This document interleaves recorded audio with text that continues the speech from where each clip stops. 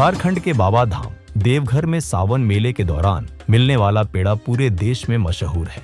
हर साल यहाँ सावन के महीने में श्रावणी मेला लगता है।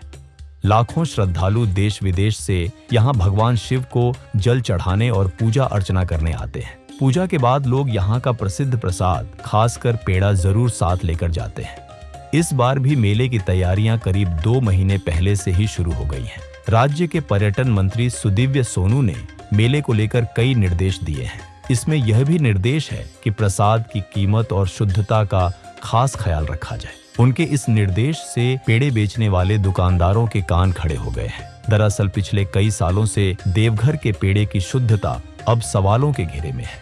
हाल के वर्षों में श्रावणी मेले के दौरान पेड़े में मिलावट और अधिक कीमत वसूली की खबरें लगातार आती रही हैं। फूड सेफ्टी की टीमों द्वारा की गई छापेमारी अक्सर सिर्फ औपचारिकता बनकर रह जाती है और ठोस नतीजे नहीं आते। इस बार भी मेला शुरू होने से 2 महीना पहले से ही बाजार में मिलावटी पेड़ा के लिए खोवा तैयार किए जाने की सूचना है। इतना ही नहीं, कई नामी दुकानों में सस्ती दरों पर मंगवाया गया पाउडर दूध और लोथ नामक घटिया सामग्री को मिलाकर मशीनों से खोवा तैयार किए जाने की तैयारी है। ये सामग्री ट्रकों के जरिए देवघर, दुमका, रांची, पटना, झांसी, ग्वालियर और बनारस जैसे शहरों से मंगाई जा रही है। बता दें कि 1 किलो पाउडर दूध से 2 से 2.5 किलो तक खोवा बनाया जाता है, जिसमें लोथ की भी मिलावट होती है।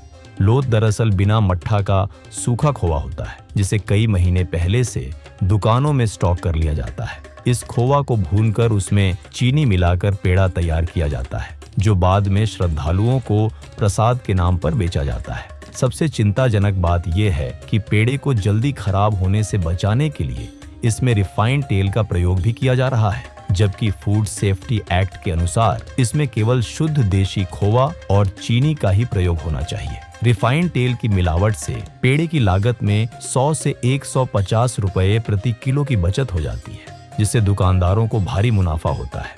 यह मिलावटी प्रसाद स्वास्थ्य के लिए हानिकारक है, लेकिन दुकानदार इसके उत्पादन में हिचकते नहीं। मशीन और मजदूरों के जरिए यह धंधा बड़े पैमाने पर चल रहा है, जबकि छोटे दुकानदार संसाधनों की कमी के कारण इससे दूर हैं।